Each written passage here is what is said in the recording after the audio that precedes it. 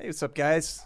Got a nice laid back show ahead of us. We've only got 3 games, pretty straightforward. So we can kick back, take our time, take some questions from you guys. I had a good night last night. Let me pull this up here. I won the Thunderdome. About time. I think I was a bit overdue. But I've got my team here. Figured I could share it with you guys because I think it was a pretty good tournament team. Before we get into that, Drew, how's it going? Fresh off a birthday? Uh, yeah, I'm refreshed. I'm taking the night off from playing, I think, tonight, but have done all the work on the slate, so certainly ready to talk about it. But um, it's a slate that is going to be it'll be kind of quick to talk about, so we can definitely talk about other things. I made good teams last night, but Anthony Edwards just totally, you know, just I mean we got the opposite ends of the spectrum on the flag plants yesterday. Hey, You well, know, I we got figured, hey, it the evened out slate to a winner. pretty good play, right? Yeah, we got the slate winner and the slate loser, but the slate winners are often more important than the slate losers. So, It's true. but yeah, I had good. I had I had a break even day in GPPs, which is always fine. Cash my single entry stuff on DraftKings, but lost on MME, and it was just too much Edwards. I had a ton of Kendrick Nunn, I had a ton of Capella, but just not enough right Yeah, enough yeah, I had a prices. great night. It would have been a phenomenal night if I got like 25 out of Edwards. 7.5 was the Yeah, ending total from him. So that was a real bummer. And I was thinking I might get chased down at the end by some Kelly Oubre teams, and DeAndre Ayton was out there, and thankfully held him off. If Oubre had come back in for that last rotation, he was 1 rebound short of the double double. I think there was trouble brewing. So you need a little bit of luck. But I thought this yeah. team was pretty good, and it was interesting because I was running the optimizer, I don't know, 15 minutes before lock or 20 minutes before lock. And this briefly was the optimal, or maybe it was half an hour, somewhere in that range. I thought, that's kind of an interesting tournament team. It had Fred Van Vliet, who I didn't think was going to be owned at all. And he was a bring back in the Miami game. I wanted to play Dragic, and I thought Nunn was a pretty good play. So I like that jumped out to me, and I knew that his ownership would be super low. And then McDermott, we ended up pulling his minutes down a little bit in the end, but I thought he was still a good play. I don't know if I would have played him in cash, but as a tournament play, I thought, okay, his ownership is probably going to go down because we've pulled him down a little bit, and there's just some questions about how many minutes he's going to play. But he could still get a lot of minutes, and he did. I think he played 35 minutes or so. And then Yeah. also, I thought Sabonis and Brogdon were probably going to be pretty chalky, and maybe if McDermott gets hot, that's some buckets that they aren't scoring. So I kind of like that angle on him. And then I had, I also think on that note, some of the plays that were pulling ownership away from McDermott were pretty fragile too, in terms of like Solomon Hill was going to be out there a lot, but it is always a grind for Solomon Hill, yep, and he was going to get some ownership just because he was min price. Cameron Johnson was a guy that was going to get a bunch of ownership, but we had talked about how he only played 22 minutes in the start that he had the game before. And then also Jared Vanderbilt, who I like as a player quite a bit. We talked about him quite a bit, but just, foul trouble and Minnesota rotation in general, like really tough to project. And so I think, of the guys that McDermott was competing with, yes, he was the most expensive, but he probably had the most solidified path to taking 12 to 15 shots in a game. yeah, for sure. And he ran a little hot on the rebounds, but we're not going to complain. And then Aaron Gordon was a guy that was projecting well, who I didn't particularly love him, but I didn't think he was going to catch a lot of ownership either. And you could get the Gordon, Vooch, and then the little Edwards mini stack in there too. So it was 2 mini stacks. Capella, I actually wasn't really sure on his ownership. We thought maybe he would be less owned on DraftKings. He came in at 42% here, but you had flag planted him, so I like that. So there's just, I thought this lineup worked well together, and it was a very highly projected team. Like I said, it was the optimal, fairly close to lock, and it ended up not being the optimal. Maybe if it was the optimal, I would have been less likely to play it. But I just didn't think anyone was going to play Van Vliet, and I just thought he was like a solid bring back in that game. And that game ended up being a pretty nice back and forth game. So, yeah, that's that. I, I I had ran a a, team that was I ran a team that was pretty similar to that in Maine last night for my main GPP team. It had Gordon and Vooch and Anthony Edwards. It had that combo again, which I thought Gordon ran really really poor for the output that he got. I mean, I guess he ran hot on mm, he, stocks, but he shot like 2 for 10, missed a bunch of threes, Yeah. came like maybe a rebound shy of the double double, which he kind of like tapped out the last Oh, rebound to Cole I was thinking Anthony. they might give it to him and they didn't. Yeah, and then on top of that, like that game easily could have gone to overtime, like Yeah. easily. I There were a thought I lot of different jumped up paths. when Cole Anthony hit that three. I was thinking that it was a, Yeah, but he missed freaking both of them. yeah, Both free throws, so they yeah, won. And I had a moment of joy, yeah. and then I realized that So no, it was not going there to were overtime. definitely paths there, but I had those three. I had Capella. I did play Solomon Hill. I played Luca, which I got to kind of late when I saw the lineup that they ran out there, where they got rid of Cauley Stein and replaced him with Josh Green. I was like, oh, that lineup's going to be really low usage for Luca. Luca got dinged up early in that game though, and played very passively. Like they were also trapping him really hard, so he was basically like, okay, come trap me, and I'll just let my team go play 4-on-3 the rest of the way. But I played, so it was Luca, Edwards, Solomon Hill, um, Gordon, Vooch, Capella, and then Cameron Johnson, and maybe and Kendrick Nunn. And then I just stayed on Nunn when the news that Vincent was starting, even though that has to move minutes projections around. I just decided like I'm just going to stay on Nunn because I don't think I really don't. I think he's got plenty of upside, just kind of chucking off the bench. So I played something pretty similar to you. I didn't have it in like smaller field contests, and really last night was a an, an issue for me with like the contests that I play. Like impossible to win MME last night if you didn't play Brooklyn and Cleveland guys when that game goes double overtime. Yeah. And impossible to win modest field sizes with Anthony Edwards. So I just like got kind of caught in between. But I was happy with the way that I played. I was happy with the way that like projections worked out on the whole. Yeah. If you swap to Vincent, our apologies, I guess. I mean, he was a good play. I almost swapped, and frankly, if I had known that Nunn was going to, I was kind of floored at the Nunn ownership in this game. If I had known Nunn was going to be 85%, and I think Vincent came in at like 5% or 10% or something, I for sure would have played Vincent. And I was looking at a swap of, Vincent came in at 10%. Oh man, 7 points. I didn't really think Nunn had 47 in him with the guys that they had No, available. no, I wouldn't have thought that. That's a worst case scenario if you swap there, just in terms of how it went, and that's a lot of bad luck. Um, One thing that's just a challenge about projecting Miami is that we've seen these times where they've had guys start and then just like not play very much. Like there, we've had a few games where guys have started and played like 4 minutes, um, and so I just like for me, I think it was right to move minutes around based on that. Like we basically kept Nunn's minutes the same. We just moved Vincent's minutes up and took them from Akpala, who I don't think played, and I don't think Harkless played either. Their just rotations are very very inconsistent. Um, but I think Yeah, and he if you still swap from played Nunn to 28 minutes. yeah, Just the Vincent was out there. just the production, and we saw these Yeah, 36 and 35 point games on him. So the main reason I didn't swap to him was because it was going to get me up to Siakam, and I wasn't that interested in Siakam, so I just I'll just stick with Nunn. And thank God, I mean that would have completely swung my night. And that's just how you have to keep in mind how thin some of these decisions are, and like razor thin decisions. And frankly, the Vincent side almost certainly projected higher, and I just stuck, and like that would have swung, I would have lost money. So it's really thin, and you have to not get too caught up in that type of stuff.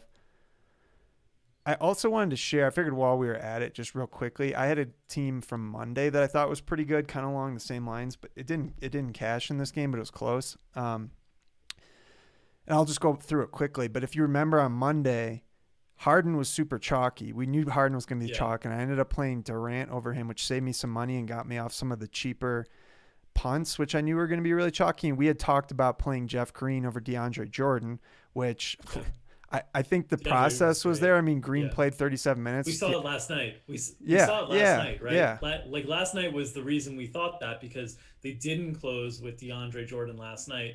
We were sweating it because of Levitan's props that Jordan got off to a strong start, but then didn't play it all in the fourth quarter, didn't play it all in two OTs, and Jeff Green piled up minutes. yeah. So that was kind of frustrating, but I got that stack in with Middleton, Durant, Giannis, And then we weren't really sure if Macklemore or Gordon was going to be more owned. I guess people rightly knew to play Gordon, but I wanted to find the money to get up to him. And that was actually the main thing I was looking at, where I took the money from Harden down to Durant to get up to Gordon.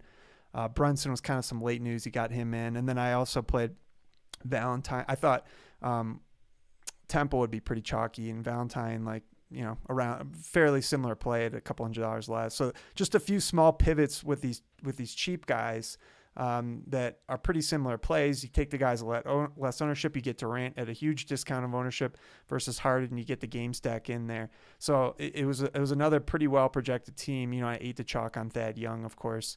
I like that team a lot. Didn't quite get there, but kind of similar concepts to what I was using in last night's, where you're running out a team that projects well. You've got some mini stacks in there. The Gordon was a mini stack with Valentine and Thad Young too. So those are the kinds of things, and I'm trying to work more on this. I've really just been playing one tournament team and like all the high stakes stuff, and using like kind of a cash approach, but just tweaking it a little bit off some of the chalk and making it a little bit more correlated, but not doing anything too crazy. So yeah. I had a very similar team that night too. I played Harden, so I played Brunson, Harden, Middleton, Giannis, Thad Young, Nwaba, Eric Gordon. So those were like same two games. And then I finished it off with my last play was at Util. I played Eric Pascal, thinking if Golden State gets blown out by the Lakers, Pascal might get a few extra minutes. Now, Golden State ended up coming back and having a big come from behind win, and Pascal was just like super efficient in the time that he was out there. So it like kind of paid off for me.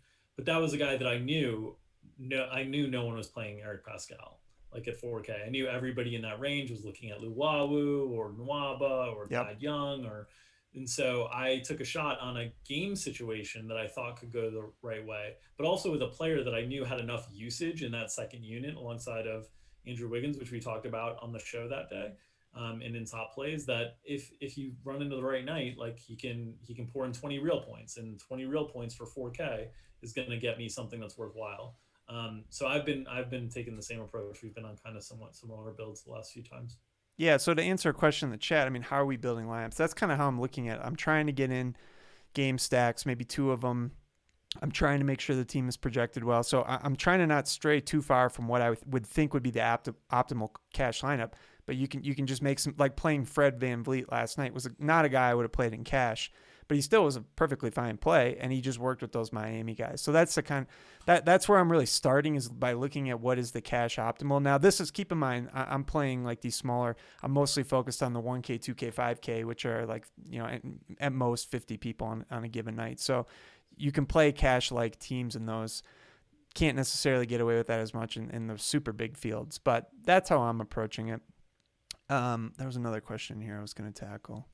Oh, yeah, just like bringbacks. I mean, if you're playing, somebody was saying, does it make sense to play studs from one team and then cheap bringbacks from the other if it blows out? I think you want guys together that are going to be in the same game flow. And that was actually kind of the problem with Anthony Edwards last night, was that he didn't play well. And then unfortunately he wasn't in the game at the end. So had that game gone to overtime, which would have been great for Gordon and Vooch, I don't think Edwards would have seen the floor in overtime. Yeah. So that being said, like if he was playing well, it's weird because like Orlando just struggled so much offensively, and that's not something you expect against Minnesota's defense. But if he had played well and made his shots, it would have been a blowout, and we would have gotten like kind of cost that way. That's true. But in general, you would think normally that like those guys are all correlated because those guys generally all close for those teams. Right. So I thought the challenge is Minnesota's rotation is just really tricky and inconsistent. Well, and Anthony Edwards just stinks. And that's what we said yesterday, is like maybe he can find some efficiency. And he was 3 for 14, 0 rebounds, 0 assists, and I don't know how many turnovers, but a bunch. And 2. Okay. It felt like more than that. And maybe it was just him getting blocked at the rim. When he's breaking layups left and right, it feels like a turnover every time. They're going to regret taking him number 1 overall. I think that much is clear at this point. Yeah. So anyway, that's just, I figured we'd throw in a quick little lineup review and just talk about some concepts. Let's get into tonight's slate. I mean, it's pretty straightforward. I think most people are going to gravitate towards the first game, and that's the Lakers against Milwaukee. And we've seen both these teams play their guys more in competitive games. It's a TNT game. We always talk about how there's a little bit more opportunity for rest in those nationally televised games. And really with the Bucks in particular. We saw Giannis play almost 40 minutes on Monday. I think it's very clear that it's important to them to get these guys up into higher minute thresholds in the competitive games. And this is a 2 point spread. So it kind of checks all the boxes. I guess the only problem I'm seeing with it, Drew, is that there's not a lot of secondary plays in it. So you want to get the studs in, but then you're kind of scrambling as far as where to get value. Yeah, and that's because, we know for the Lakers that LeBron James and Anthony Davis comprise so much of their statistical output on any given night, and they spread the minutes behind those guys. So it's hard for any one guy to kind of like emerge as a really strong play. The guys who have on occasion, Dennis Schroeder, Montrezl Harrell, maybe Kyle Kuzma on occasion, they generally are like priced up for it. Kuzma is the exception, but his minutes haven't been as great late. It's harder to kind of put up ceiling lines in those situations. So you don't have a lot of great options there. And then on the Milwaukee side, if we're projecting their starters to play heavier minutes, that naturally means that the next secondary guys are going to be the ones that are projecting for fewer minutes than they're accustomed to normally. And so it's kind of the way that it works. Um, it's also a slate that, because these top guys are in such a much better game environment than the other two games, like the other two games, the totals are 10 points lower, something like that. Um, you've got a situation where these these studs are the best values on the slate, and so it gets back to sort of what we were dealing with Monday, where there's going to be ugly value, guys that are making optimals that are projecting for like 13 DraftKings points, 14 DraftKings Yeah, that's points. pretty bad. And again, it's not that we like these plays, it's that we like the expensive plays, and these are the ways to get those expensive plays. And so, what those types of slates do is they open up a lot of fragility. And if you want to play the slate from a contrarian perspective, it brings in a decent bit of opportunity, honestly, whether it's rotating around the cheap guys that maybe you find somebody that nobody else is going to really be on, or if it's just going away from that game entirely and hoping it's a blowout, hoping it's not a game that the minutes are elevated, and then building more balanced teams kind of away from that. Those are the ways to play this slate from a contrarian perspective. Um, I will say though, like I think the other two games are much more vulnerable to blowouts than this one. So like if you're playing it in cash, and you're playing in like single entry and stuff, I would prefer to have more exposure to Milwaukee and the Lakers, and then try to differentiate elsewhere in the lineup. Yeah, here's a little sneak peek of what the projection page is going to look like in the next couple of days when we finalize it. I think it's much easier to use, much cleaner looking. You can slide this at the top for the salary range. So here's the top guys on DraftKings. Giannis is coming through as our best value. I think he's my most important player to get in on this slate, I think. I mean, you just know exactly what you're getting. With LeBron and Davis, I know they're cheaper, but there's some ebb and flow between the production between them. And I've been burned by LeBron every time I've played him this year. I think he's a great play. He's probably number 2 on the list for me. Giannis would be my clear number 1, and then Davis probably 3. Is that how you would rank the guys at the top? Yeah, I think so. It's always tricky for me because like I think AD just has such an alluring ceiling. Um, but LeBron is usually a little bit more solid kind of across the board in terms of floor. So that's probably how I'd rank it. I think LeBron is going to catch more ownership than Anthony Davis, and we've got him Yeah. projected for about twice as much. I think there's 2 reasons for that. One, he's projecting, well, I guess 3 reasons. He's projecting a little bit better. He's a little bit cheaper, and it's easier to play him at guard. I think the way the lineups are working out, like he was fitting more lineups for me because he was playing Yeah. guard. Well, he has positional differentiality from Right. Giannis, which if you're prioritizing Giannis, the positional differentiality makes lineup construction a little bit easier. Do you think that ownership is roughly accurate? We've got it at Yeah, Bron I think 54, Davis 23. yeah, I think roughly be what it looks like in larger field stuff because of those things. And so far, I think the ownership projections have done really, really well. I know Mike was proud of himself for basically nailing Brandon Goodwin's ownership last night on DraftKings. That was like 27, 28%, which is about what we had. So I feel pretty good about the ownership projections and all the testing we've been doing. And shout out to Mike and Ryan for tackling that project and doing a great job with it. Yeah, so I think Anthony Davis to me is the preferred tournament play. I mean, they're projected 2 points apart basically, and you're getting one at half the ownership. So uh, that makes all the sense in the world to me. Let's just stick with this game. We'll go game by game since there's only 3 games. I think on the cheap end, some of the guys that you're getting in as values are Caruso at 3.2K, who's playing like 18 to 20 minutes, and you're getting DJ Augustine, who's like basically a lock to play 20 minutes, but he's not a very good Yeah. per minute producer. And Connaughton, the And only guy that Connaughton, you're who I getting think at that cheap I range. would put him, I think, a cut below the other guys, but maybe that's wrong. I think he's only a cut below the other guys because of positional stuff. I think if you consider projection stuff, he's certainly right in that ballpark. I mean, we've got him projected, I think, for like 15, and I think Augustine's at like 13 or 14, and I think Caruso's around that level too. So I think it's just positional stuff that puts him in that category essentially, and it's just that guard is really thin on this slate. So a lot of the optimals are going to force you some of these cheap guards, whether it's Caruso or Augustine or Brad Wanamaker. Yeah, and actually, I think if you want to include Caldwell Pope in that group, I Yeah, think he's pretty yeah, clearly the best, actually, just yeah. I because agree.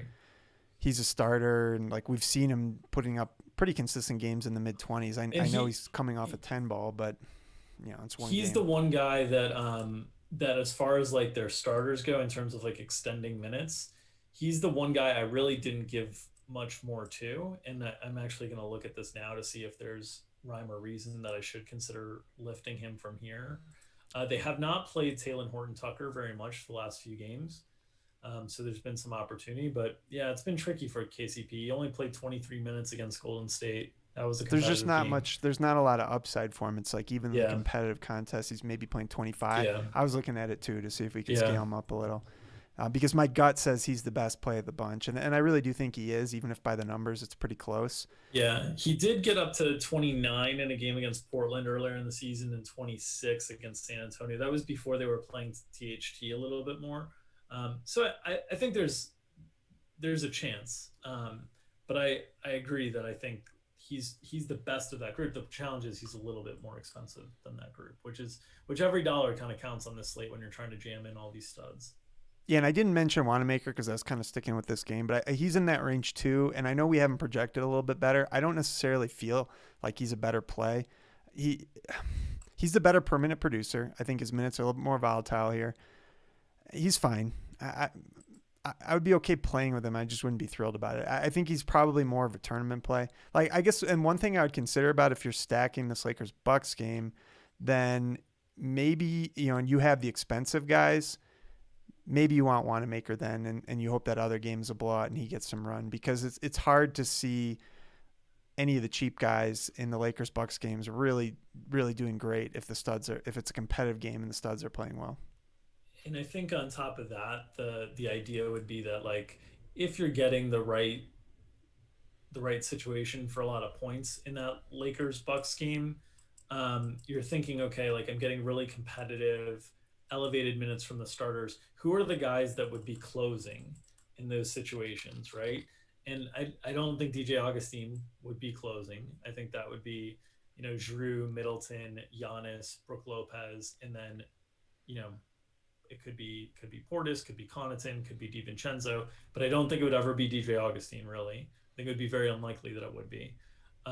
For the Lakers, I think sometimes it could be Caruso, but I think it's pretty unlikely as well.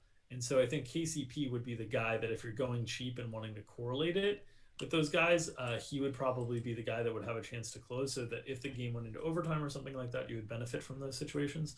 Otherwise, I think, looking to the other cheap salary relief guys, from the other games, which is mainly Wanamaker and maybe Weissman, guys that I think would play in bad game script or non-competitive game scripts. Yeah, and one other note, I think it's pretty marginal, but if I was going to play Caruso, I'd probably rather play him with Anthony Davis than LeBron, just because of the rotations Yes. and if he's handling the Yep. ball, just and the correlations and everything. So I mean, that's really, really pretty marginal. But this is a 3 game slate, and so that's a consideration I would have. On the Bucks side, yeah, I mean Connaughton is like okay. I would try not to play him. Then you get up to DiVincenzo and Drew Holiday. I guess would be the next, and Brooke Lopez are kind of like pretty good mid-range plays. DiVincenzo seems like he's going to catch quite a lot of ownership on both the sites. I think he's going to be overowned based on people wanting pieces from this game, based on his price, etc. I don't know. I guess I'm saying that I think he's a good cash game play, but I'd be a little cautious in tournaments with DiVincenzo. What do you think about that?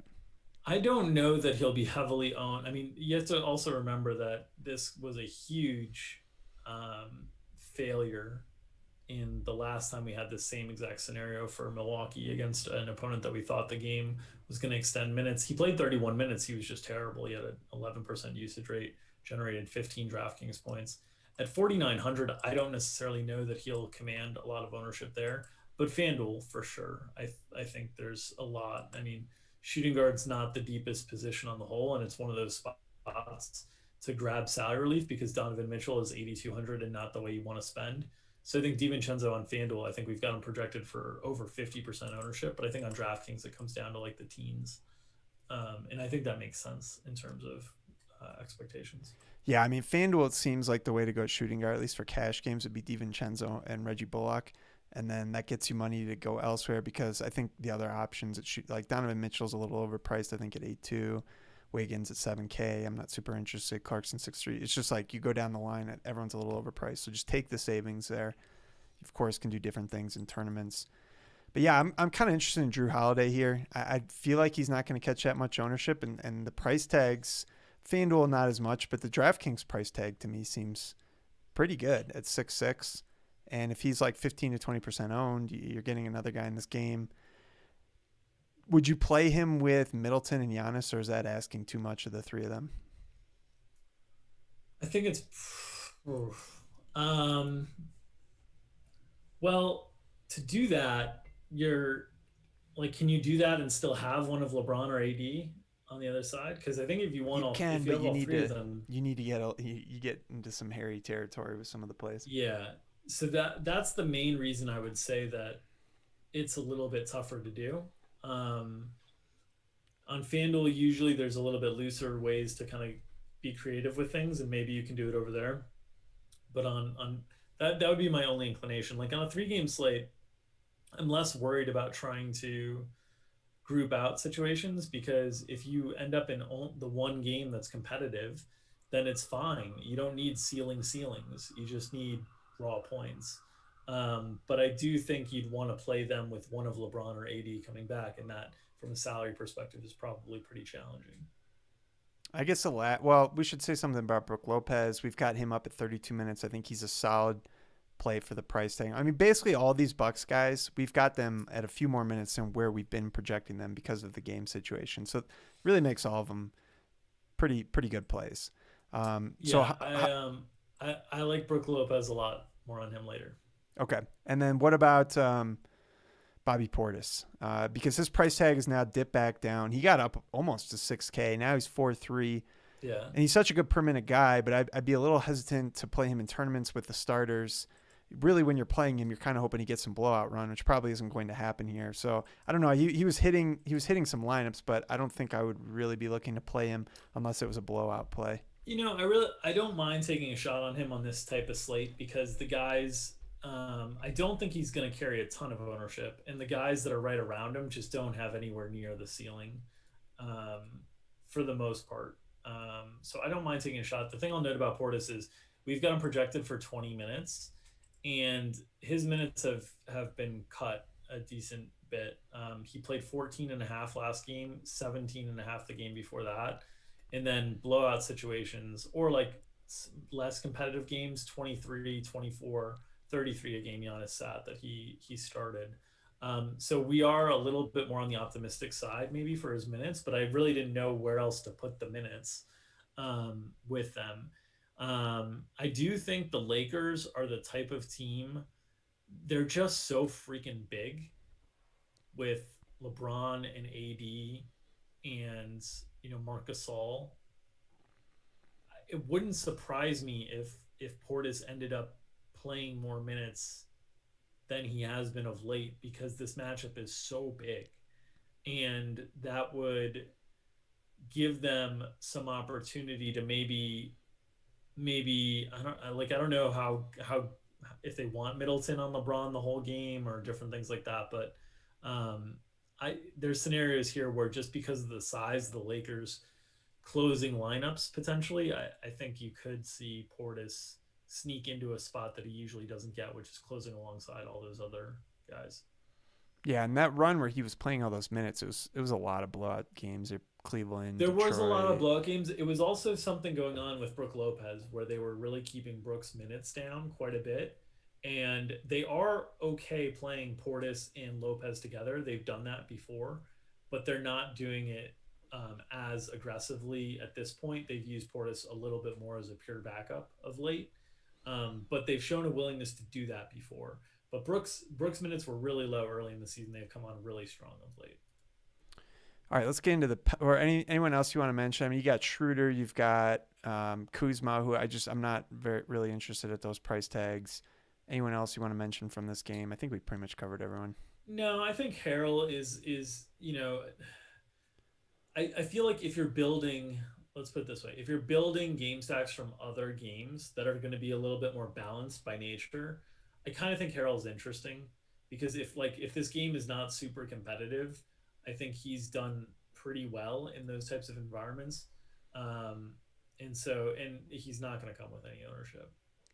But that's if you're playing this game to be less competitive. I don't think he's I think he's a tougher play in a situation where you're playing the game to be competitive because it's tough to afford a guy at that level if you're playing the expensive guys. Yeah, yeah. All right, the Pelicans Jazz game, 7 point spread. The price tags on the Pelicans across the board are, I think, a little difficult. Zion might be the exception, but he's not a guy that I was finding in a lot of builds. I don't think he's really going to catch much ownership. And if you look at our projections on DraftKings, Zion is the only guy with a positive value. He did, man, it's crazy. They said he was the only first guy in NBA history, I think, to score 70 points, shooting 80% or something, give it, along those lines over the course of 2 games, which is pretty wild. So he's starting to come on, but we're still not getting the steals or blocks from him. Yeah. I don't know. What are you thinking about Zion? I mean, look, this slate is really much more of a macro slate than a micro one in the sense that you're making a decision on game environments first and foremost, and then you're making a decision on players. And so I think if your decision is that the game environment you want to attack is New Orleans, Utah, then I think Zion is one of the players you would be looking towards, certainly. But I think what's going on with New Orleans, we talked about this a little bit yesterday on the show that when you add in pieces or different lineup combinations that have a lot of usage, sometimes it can kind of squeeze guys a little bit. And that's what's happening a little bit with New Orleans with projecting Nikhil Alexander Walker into the rotation over like Nicolo Melli, um, and with Lonzo Ball back. And so you're just getting another guy who has had a history of using possessions at a decent rate compared to Melli, who is like not a very high usage player. And it just squeezes everybody else a little bit. So I think that's something that's going on here. Um, I'm trying to think like one name that just kind of came to mind for me as like maybe a contrarian tournament play, but I need to see like what his price tag is. Just if you thought the game like got out of hand, um, is Jackson Hayes. He's His well, minute, 3-1 DK 4K yeah, FanDuel. his minutes have been a little bit better the last 2 games, getting 15 each game. Um, and 15, one of those 15s was against the Jazz in a game that they did kind of get blown out. He only scored 3 DraftKings points, so it's not super exciting. But like that's the type of play that, like, literally no one is going to own on this slate. Um, him, like JJ Redick, guys that aren't projecting well, that are really cheap in this game. And I don't think Redick would like benefit from a blowout or anything, but Redick is the type of guy that, in terms of how to beat Utah's defense, you usually want to do it further and further away from the rim and further away from Rudy, and Redick can do that. His minutes again I have don't just been think I think impaired. his knee or whatever it is. I don't think it's right because they have not wanted to play him much. Yeah, he's played 15 and 18 minutes the last two games. Basically, that one game everyone was out and he was playing pretty well and ended up becoming a competitive game. He got up into the high 20s, but other than Yeah, that, like he has not played yeah. much. So but and he had but missed some nobody's games. nobody but Yeah, no but one's gonna have nobody's him, playing him. and he's No cheap. one's playing him, and he's not different than Alex Caruso or DJ Augustine, or he's just a little bit more expensive. Yeah, You know what I mean? And this is like, if you're playing the Bucks Lakers game, like you are trying to find this type of guy to fit in alongside all those Lakers Bucks stars, the type of guy that, and and like, I don't know, just looking at ownership stuff on like Wanamaker, we've got him projected at 15 and like Redick and Hayes at like 1. Like, is he 15 times more likely to outperform them? We have their projections like no way. a point or two apart. Yeah, You know what I mean? Like, and again, these are uncomfortable plays, but they're uncomfortable for a reason, and that's stuff that I would think through on the slate with regards to that game. yeah. I think these Pelican guys are a little bit better plays over on FanDuel. But even still, it's just this. I'm not really that interested in this game. I think I'm mostly trying to get from the first game, and then you can fill in some pieces. I think from the Knicks Warriors game, especially on the Pelican side of the ball. I just could see this game being a blowout. I think if you go over to the Utah side, Rudy Gobert is a really good play, particularly on DraftKings. His price tag is really cheap there. Yeah. Donovan Mitchell, I think, is a fringe play. I think mostly because of his price. I'm just when I compare him to some of the other guys, I'm probably out. And Mike Conley's kind of right there with Drew Holiday, and I prefer Holiday, but I think it's really close. And Conley will probably have less ownership. I think is that an accurate statement? Yeah, I think Conley is a guy that nobody ever likes to play. So I think he'll have pretty modest ownership. The thing I note about Utah is they got Joe Ingles back last game, but didn't play him a ton. So I'm projecting him not to play a ton here. It seems like what happened when Ingles was out was Clarkson played so well that they were like, yeah, we can't really take these minutes away from Clarkson. And so Ingles' minutes right now have been hurt a little bit. That does impact, though, the ceiling on Bogdanovich, Conley, Clarkson, in terms of Mitchell, in terms of their minutes, just having like Ingles there, because he's like clearly a rotation player. And when they don't have that guy, like they're playing, Mie Oni, who is not clearly a rotation player and is going to be a guy that they're more like stealing minutes with, then they're comfortable getting those minutes. So like all of the Jazz guys, their ceilings, the guards or the ball handlers, their ceilings kind of come down a little bit with Ingles back. Yeah, and Ingles went off for 26 and 19 minutes last game. We've got him at 22 minutes tonight.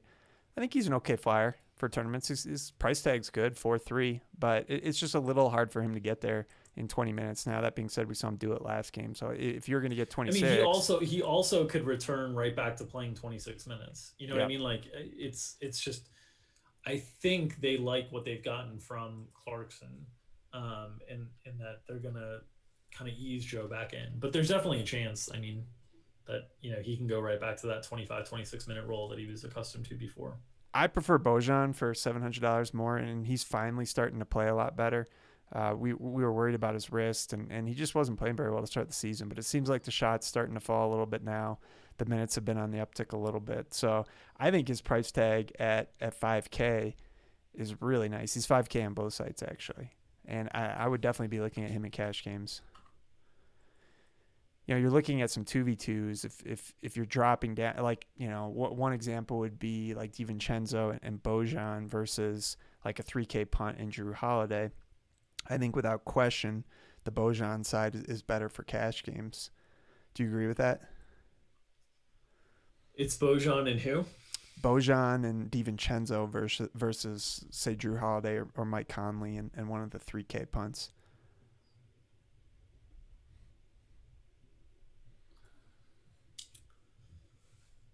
I think they're pretty similar, honestly. I think the upside is certainly on the Bojan DiVincenzo side, but I think the meaty part of the projection range is pretty similar.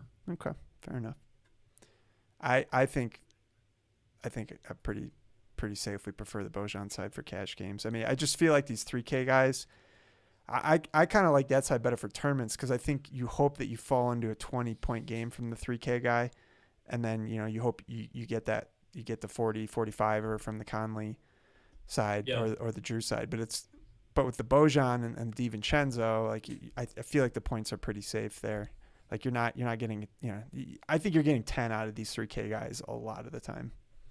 So it just makes, and I think you can play one of them in cash. I'd be careful about playing two of them.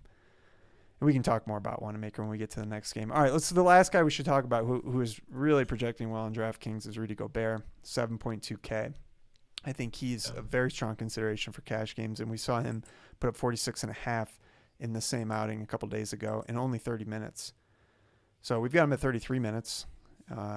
Yeah, I feel like Rudy puts up like 40 almost every time out, and like never is owned, and like is always perpetually like in this 7 to 7,700 range on DraftKings, and like always playable.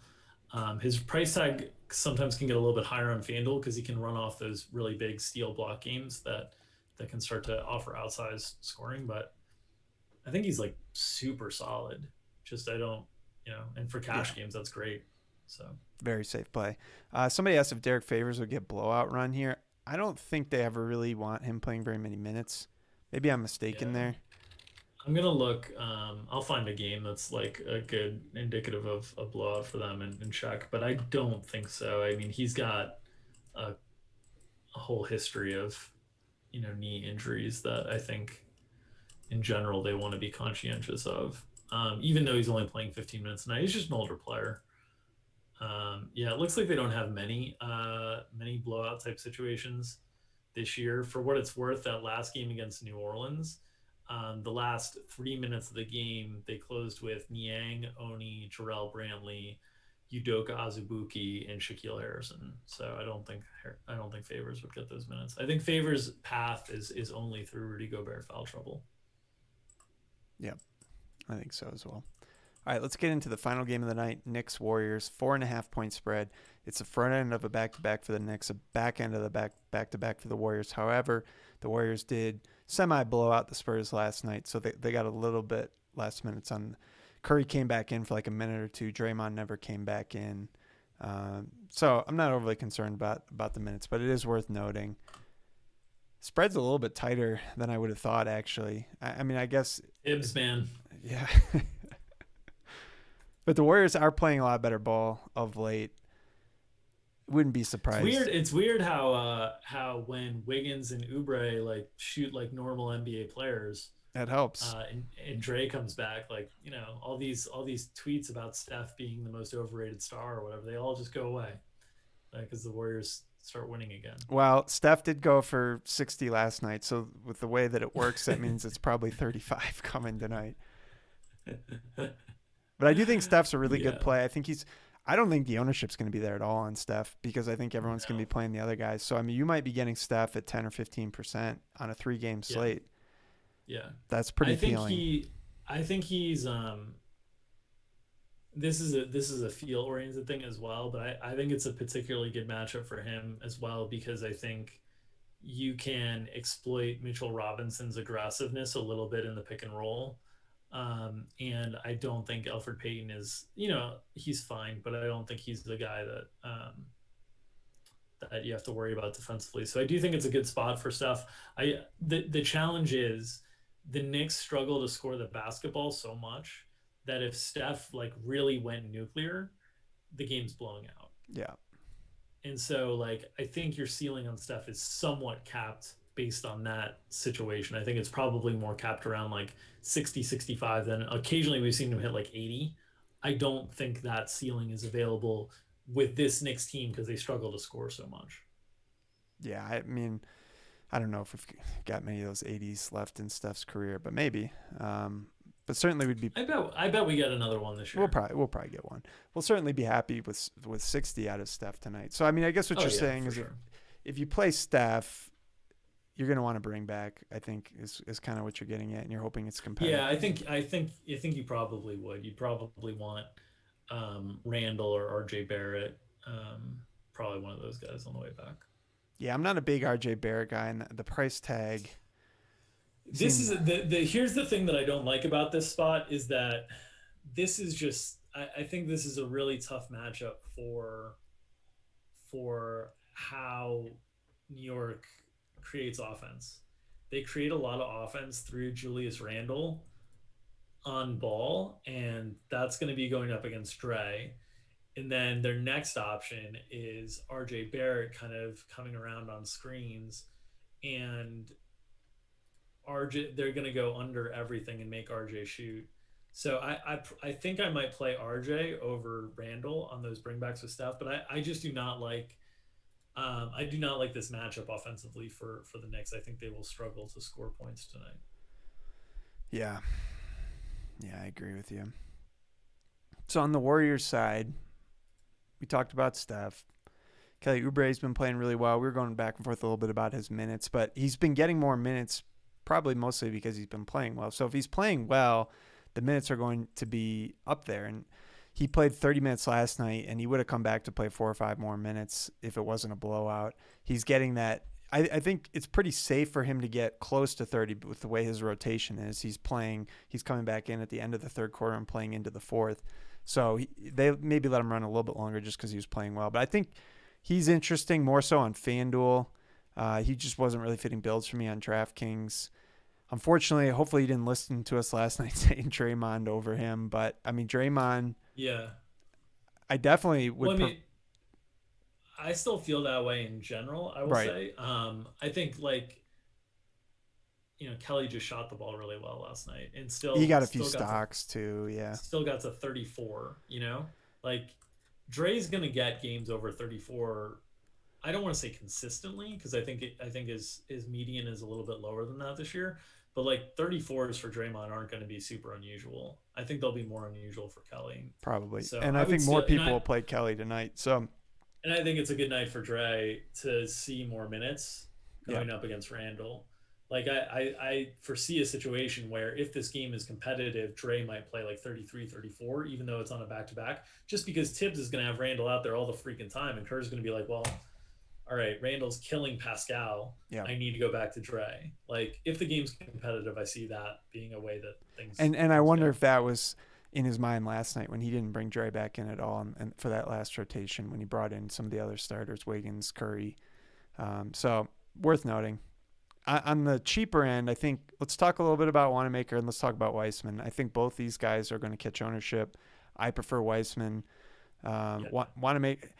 So I guess compare Wanamaker to the other.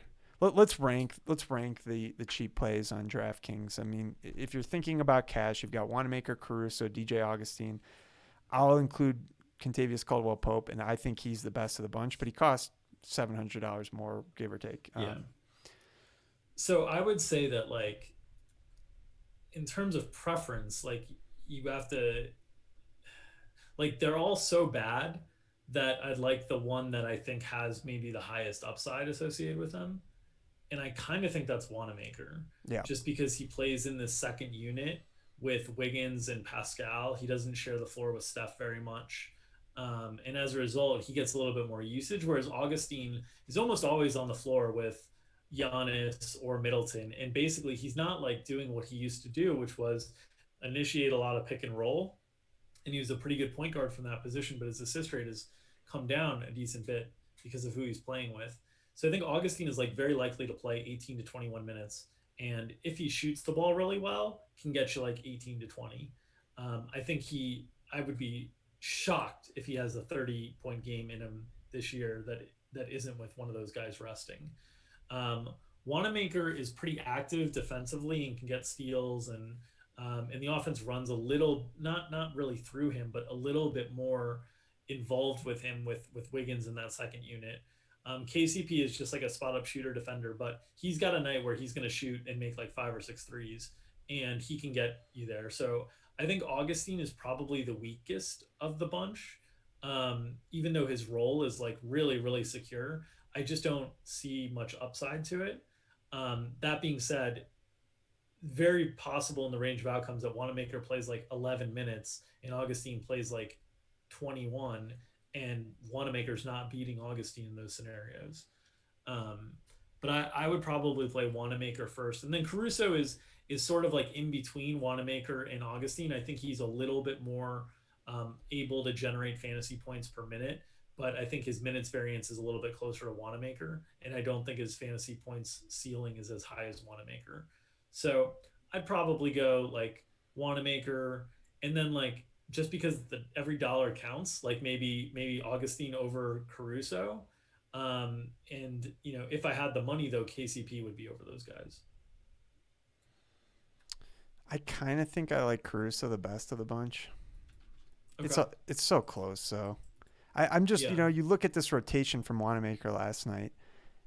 He checks in at the start of the second quarter and he plays almost. That's always so his rotation. So Steph's rotation is entire first quarter. So Wanamaker always checks in start of the second Yeah, but quarter, I'm just and then saying he. that like don't look at last night.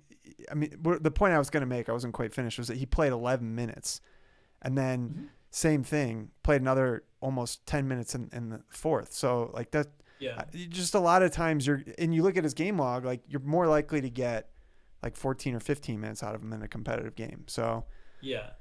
So sometimes the short end of those stints is going to be 5.5 to 6 minutes. And that's where he gets stuck in these like 12-minute games, 11-minute games. yeah, And the longer end of those stints is going to be that 10. The longer end of those stints comes when one, he's playing well, and two, when they play against teams that play a little bit smaller in the backcourt naturally. Those are things that I think the Knicks are willing to do. So I think it's an okay spot, especially on a back to back where I know Steph didn't play like his full complement of minutes, but I think they're less likely to run Steph out there for like 37, 38 on the second night of a back to back than they are under normal game situations. So I think, long way of saying, I think Wanamaker's like lower end on the minutes range tonight is probably like 14, not like the 12 that we've seen at times. now, that being said, for tournaments, I think Wanamaker is pretty clearly the best because I think he's got the most upside. So I was talking more cash there. Caruso seems a little bit safer, but you're splitting Yeah. hairs here. I mean, it's they're all projected within a point or so. Um, We talking Weissman? yeah. We didn't talk about him. I think he is a really solid play here at his price tag, and I don't think we've played him a lot, but our projections have generally liked him, and it's really just a matter of how many minutes he's going to play because he commits some pretty dumb fouls, but this might not be a spot, Yeah. with Mitchell Robinson on the other side. Now Randall could get him in foul trouble, but I feel Yeah. pretty good about this spot overall.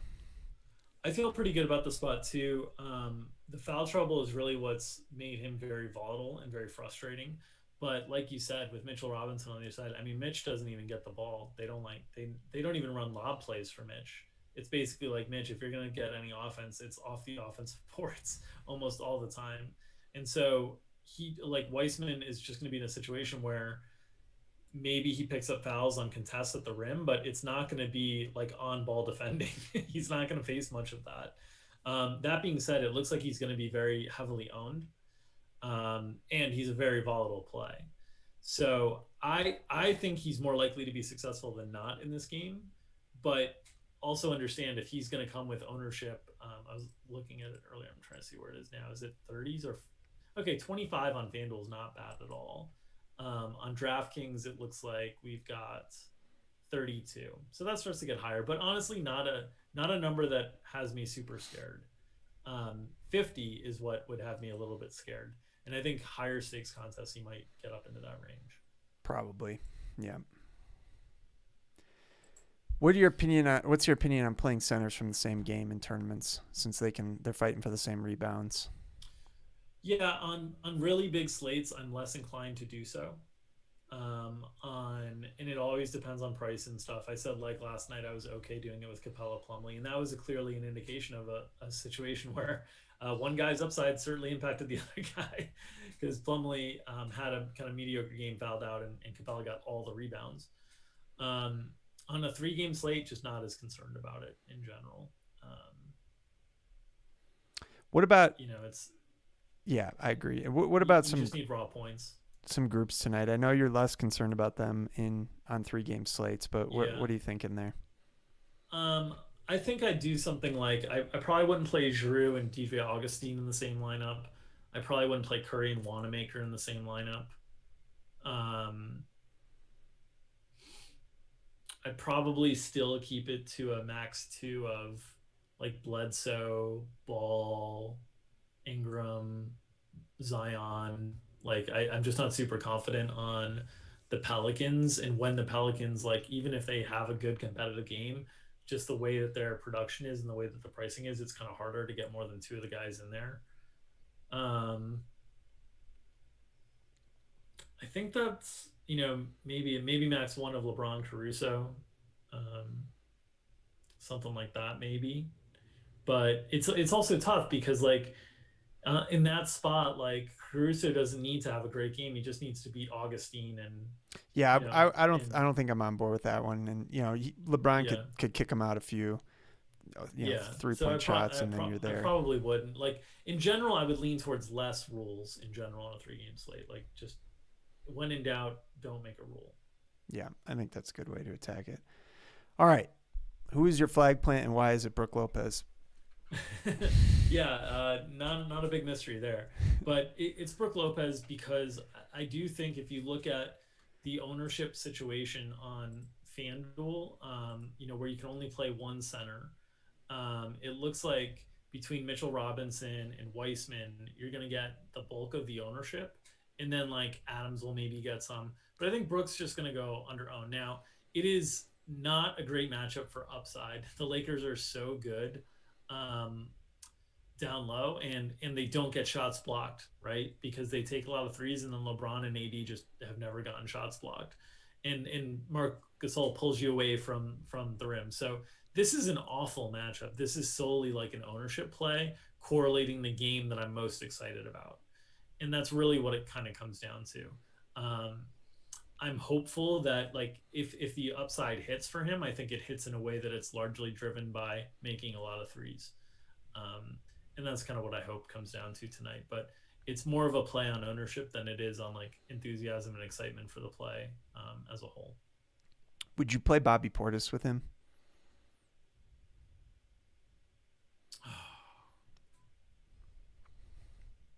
I don't think I would. I don't think that I would. I don't think that I would.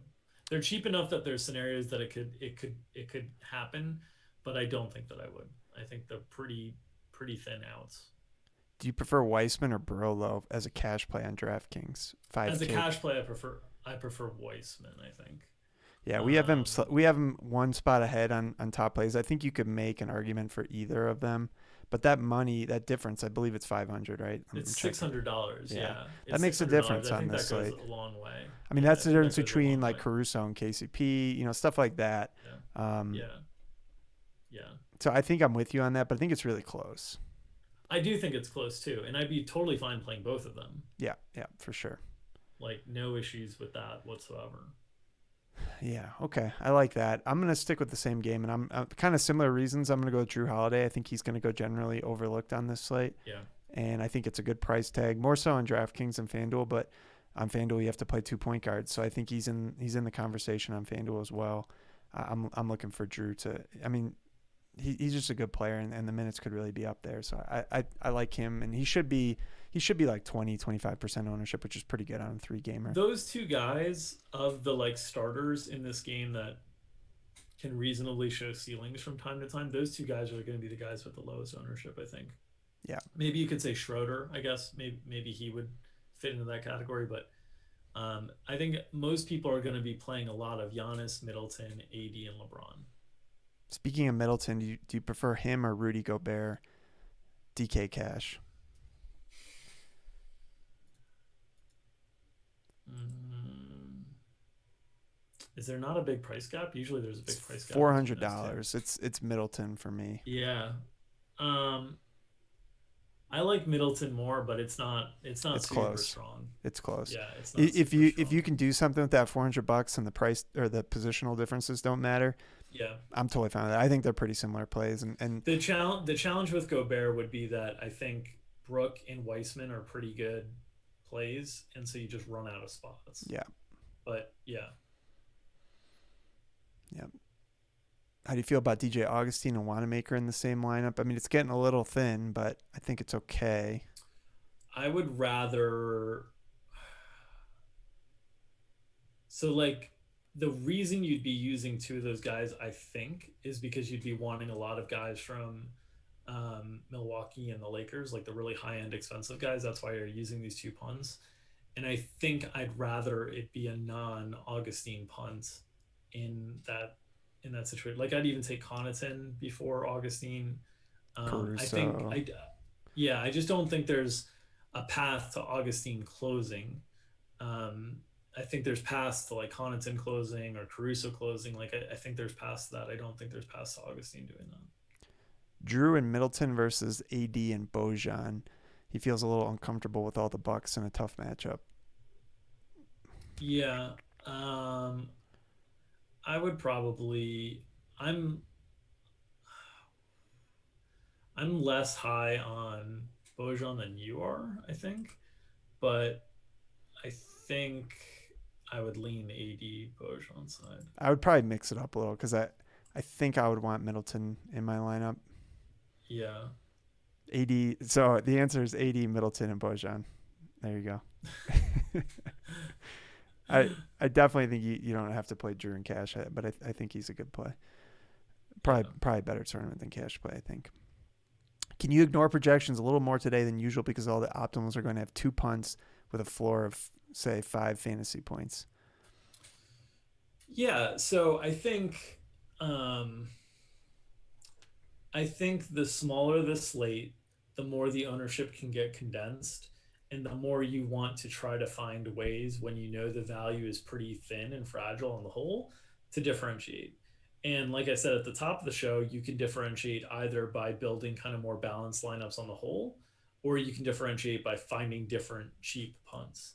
And I think either of those ways are appropriate. But if you're playing tournaments on like this really small slate where there's tons of overlap and lineups are probably going to be duplicated quite a bit, I think you really want to focus on finding a way to try to differentiate. And I think there's only two ways to do it. You either build more balanced, and in this case, forego a lot of that Lakers Bucks game, or you employ the Lakers Bucks game and try to get weird with the salary relief plays that you're playing. All right, we'll close with these two.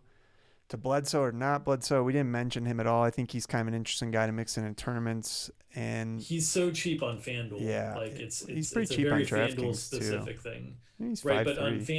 On FanDuel, because of the way like Conley and Curry and Holiday are all priced, in Schroeder, like the optimals are just like play Elf and Bledsoe a ton, and we don't even like them that much. It's just like that's how you get the salary to be able to play Giannis, AD, LeBron, Middleton, those types of guys.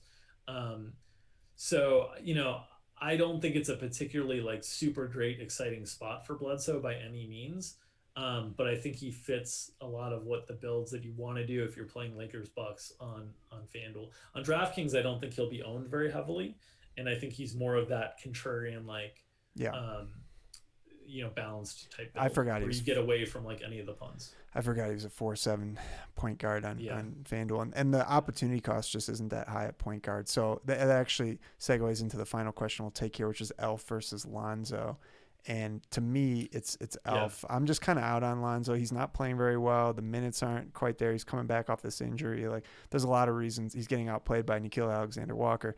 There's a lot of reasons I think to be out on Lonzo right now. I know the price tag looks really appealing with some of the games that we have in our memory from Lonzo, but I think the two guys I'd probably be honing in on the cheap end on FanDuel would be Bledsoe and Payton. yeah. Which are two guys that are not exciting plays by any means and have shown pretty low floors. So it is what it is. I play Alpha above Lonzo too, but it's one of these things where it's the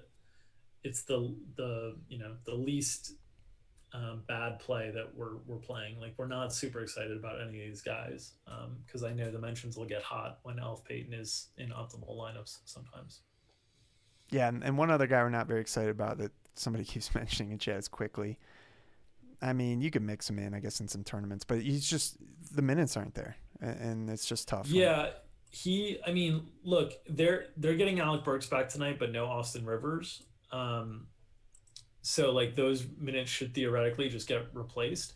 But I think Burks has a higher minute ceiling than than Rivers did in terms of like what he brings to the team. And they were basically having Burks play the point guard before he went down, and quickly wasn't even playing back then. So I I like what I've seen from Quickly so far, and there's certainly upside there because we've seen it. So like I don't mind him in tournaments. Like nobody's going to play him on this slate, especially at shooting guard on FanDuel where you like need salary relief. But we're projecting him for 18 minutes. It's hard to find paths to him getting into the mid 20s, and so you're looking for like extreme efficiency in the time that he's out on the floor, which is why you know he's not gonna find his way into a lot of optimal lineups. All right, guys, we've said it all except for who's going to go off tonight and get pumped up on Top Shot. We'll just have to wait and see on that one. But if someone has a good game, I suppose, try and get one of their moments, I believe they're called, and then flip it for a profit. There may or may not be a bubble going on there, and you may or may not be able to make some money off of it. I guess Drew sold. Who was it you sold for $200? I sold a Mike Conley. Layup. A Mike Conley layup for $250 because it had a low serial number. So What a time to be alive. Yeah, yeah. I do like Mike Conley. We'll be Top Shot touts in no time. I might have to buy one of these packs. All right, guys. Good luck out there. We'll be back tomorrow. There's probably somewhere in the vicinity of 8 to 10 games, depending on how many have been postponed. I know at least 1 or 2 already have been postponed. That probably gets us down to about 10. But yeah, good luck to you. Oh, the football, if you're wondering, the football show will